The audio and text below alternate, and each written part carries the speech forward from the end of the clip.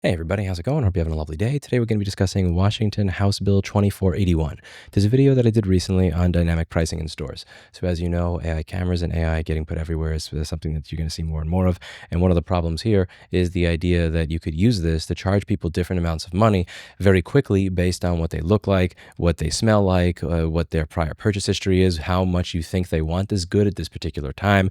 And this is something that I find disgusting. On my website, going back almost 14 years, 15 years now, I've had this little comic here, and it is referring to a store that was very close to us, where there was a boss that would charge people vastly different rates based on his perception of what they were willing to pay based on their physical appearance. And that's something that we always avoided doing. It just feels icky to know that somebody who may be less savvy is going to pay more money than somebody who's more savvy, or somebody who looks like this is going to pay more based on that. And one of the things that this bill does is it is prohibiting surveillance-based price discrimination and surge pricing for retail goods. This is something that's going to be discussed very, very soon, and I want to make sure that this gets the attention that it deserves in the state of Washington. So I wanted to go over the points in this bill that I thought were the most interesting. There are 8 sections of it. It's only 6 pages long. It's not the most difficult thing to read, but just to go over the things that I found to be most interesting. It says any electronic shelf label system, regardless of whether it is enabled, disabled, or actively utilized, is an electronic shelf labeling system for the purpose of this act.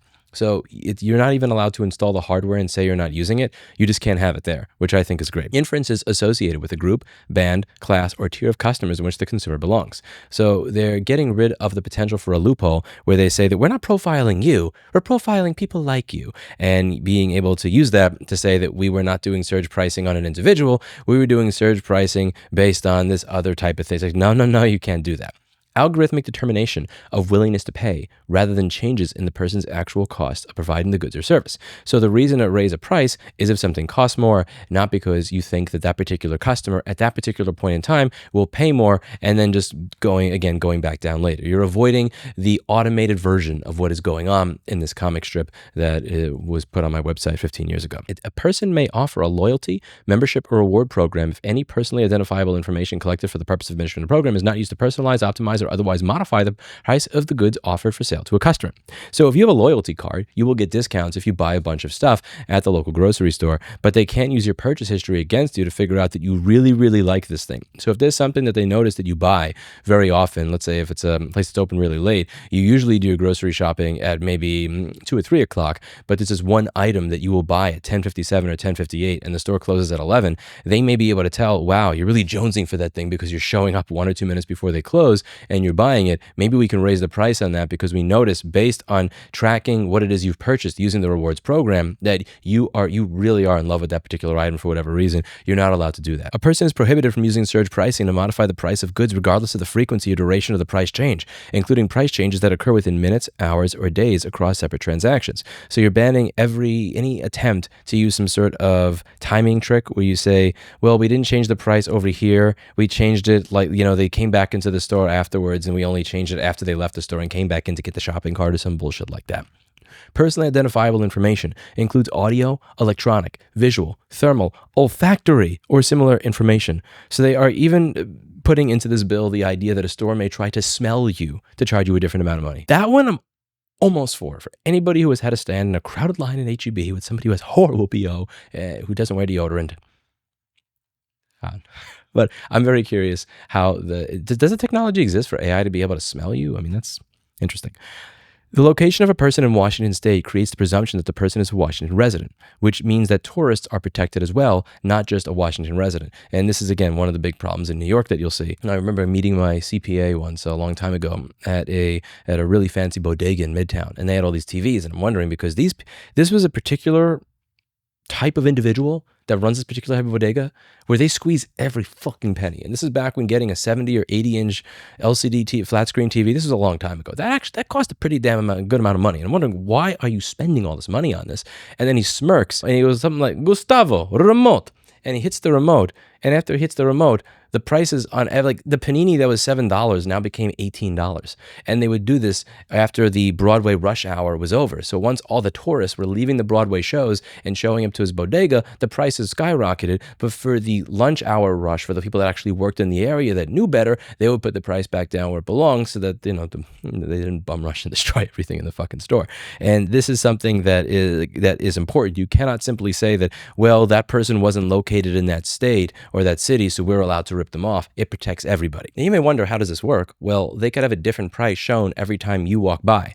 And then because they're able to use facial recognition and everything else to profile you, when you're standing in front of the self-checkout, the price that was up when you walked by and picked the item off the shelf will be the price that shows up when you are self-checking out. Because when you go to the grocery store now, as Bill Burr famously mentions, apparently I work at a grocery store. Wow, let me get my apron. It's a very good skit and I suggest you watch it.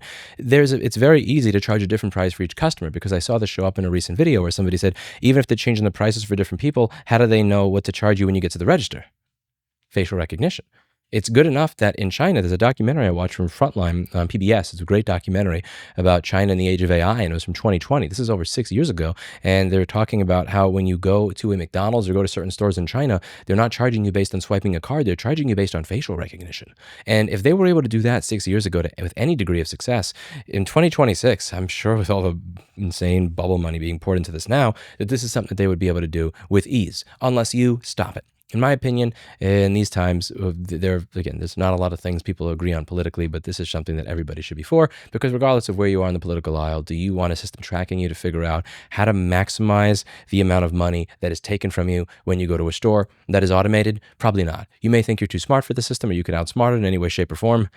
I don't know. You got a couple of million at RTX 5080s trying to figure out the best way to rob me blind. RTX 5080s are probably going to win. And that's what I'm asking all of you to do, is contact your representatives in the House in Washington State and tell them that you want to see this push forward. There are many good uses for AI. And I think that, again, just hating the technology altogether, hating LLMs and everything else, purely based on bad uses of it, purely based on data centers going up where they are doing everything they can to not care about the infrastructure or the surrounding area.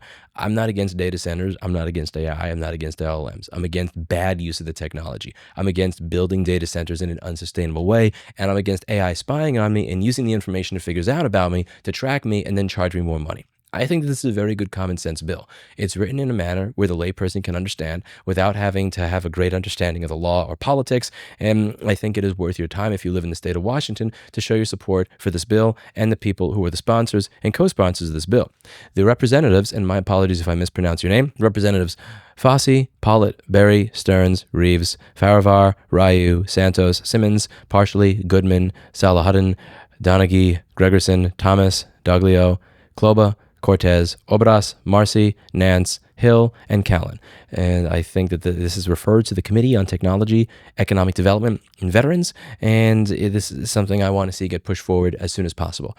I hope that legislation like this spreads throughout the country. Again, I don't think AI in general is a horrible thing, but there are many, many misuses of it, and I want to catch those and nip them in the ass as soon as humanly possible, whether we're talking about figuring out how to spy on me everywhere I go, or collect data on me that then gets used to figure out how to magically charge me more money when they think that I will accept it in a way that will not go detected.